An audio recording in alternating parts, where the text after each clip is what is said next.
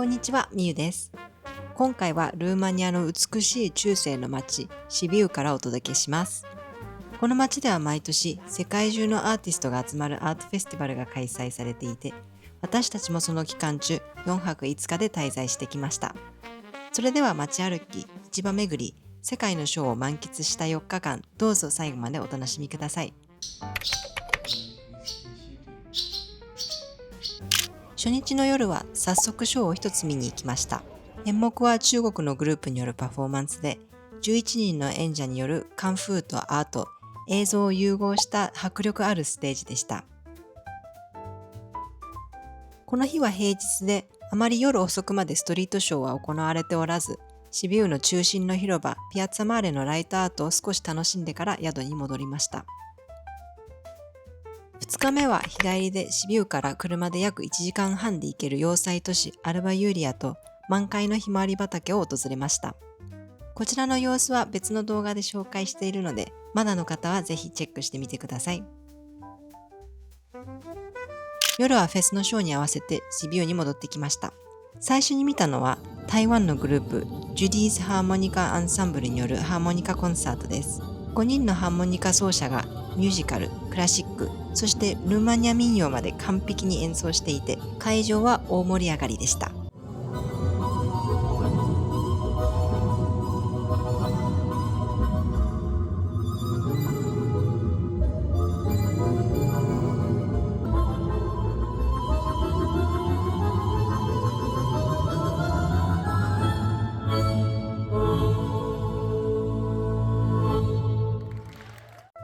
この後はカサフリーダで夜ご飯を食べました。How does your first beer of the trip taste? It's refreshing.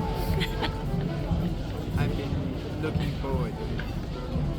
I had to drive a lot, but now it's fine. ルーマニアの代表料理ミーチが乗ったグリルプレートと、これまた定番のサルマーレをそれぞれ注文しました。サルマーレはトマトソースでじっくり煮込んだお肉とお米の入ったロールキャベツで、私がルーマニア料理の中で一番好きな料理かもしれません。多分この旅行中、毎日一つ以上は食べていたと思います。その後はピアッツァハベルマンへ行きました。ここは旧市街の端にある広場で、ストリートパフォーマンスがよく行われている場所です。この夜見たのはドイツの身長も体重も全く違う2人のパフォーマーが身長差を生かして繰り広げるユーモアあふれるアクロバットショーでした。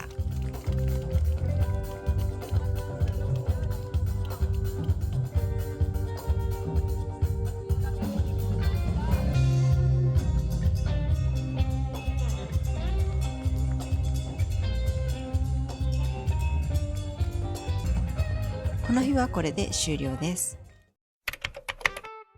3日目はまず朝からシビウ最大の市場、チビンマーケットに行きました。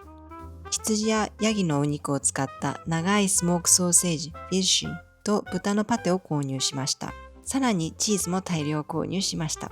多分全部で4キロ以上買っていたと思います。夫はかなりのソーセージ、チーズ好きで冷蔵庫の最上段はいつもこの2つでぎっしりなんです。新鮮な野菜も買って私は旬のさくらんぼも選びました。ア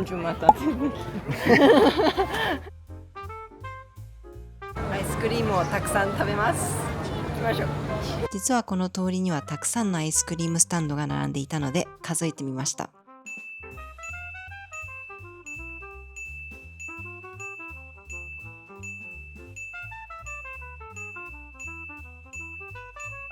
この通りだけでなんと15スタンドもありました。ここはピアッツァマーレ。ルーマニア語で大きな広場という意味で、イベントの中心地で広く開放感のある広場です。私たちは昨年ここで開催されたクリスマスマーケットにも訪れました。すぐ隣にあるのがピアッツァミカ。その名前の通り小さな広場です。カラフルなお土産屋さんやテラス席が気持ちいいレストランが並んでいます。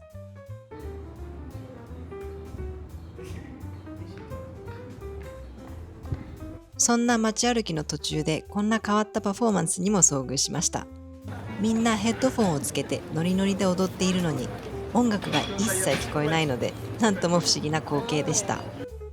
宿に戻って市場で買ったチーズと野菜を少しつまんだ後、アメリカの大学のゴスペルグループのショーを見に行きました。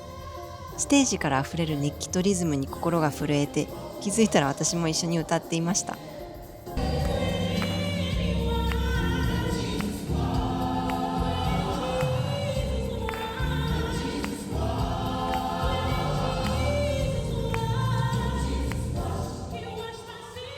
最後には家までの帰り道にと CD を購入しました。たっぷり歌ったこともあり、お腹が空いたので夜ご飯の調達へ向かいました。ちょっとルーマニア料理に飽きていたので、味変を求めて宿の近くのタージマハルというインド料理店でビリヤニとレンズ豆のカレーをテイクアウトしました。 You're eating a block of cheese and cucumber for dinner. 夫は市場で購入した品々でご満悦の様子でした。夜はピアッツァマーレでイタリアのグループによる古代ギリシャ神話の神々をテーマにしたショーが行われていました。大きなクレーンで吊られた幻想的な衣装をまとったダンサーたちが空中でアクロバットを繰り広げる姿が印象的でした。その後は友達と合流し、マケドニア音楽の野外ライブへ行きました。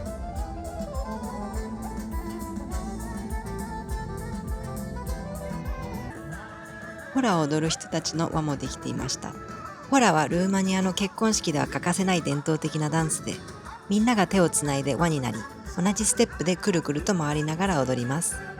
こんな風に盛りだくさんで楽しい一日が幕を閉じました。この日も朝から市場へ行き、早めのランチを取りました。私は市場内の地元食堂でトマトソースで煮込んだハンバーグとマッシュポテトを注文しました。想像以上にハンバーグが美味しくてびっくりしました。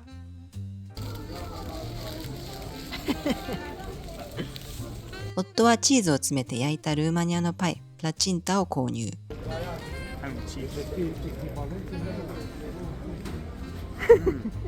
この日も懲りずにサラミを追加でゲットしていました。その後、町の中心部へ戻ると、ちょうど参加型の大道芸コメディショーが始まっていて、通りは笑い声に包まれていました。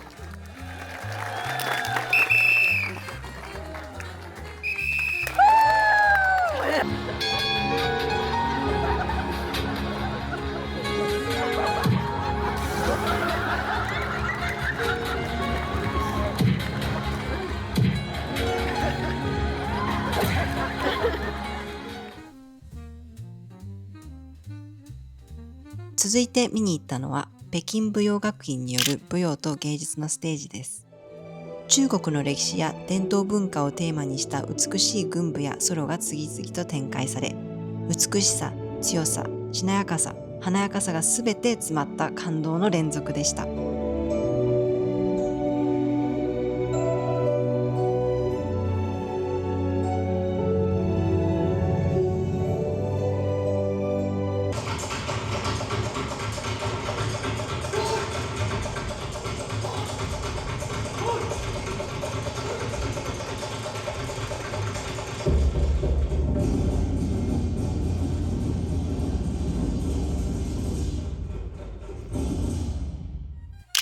残念ながら映像はありませんが、その後はスペインから来たフラメンコグループのショーを観覧しました。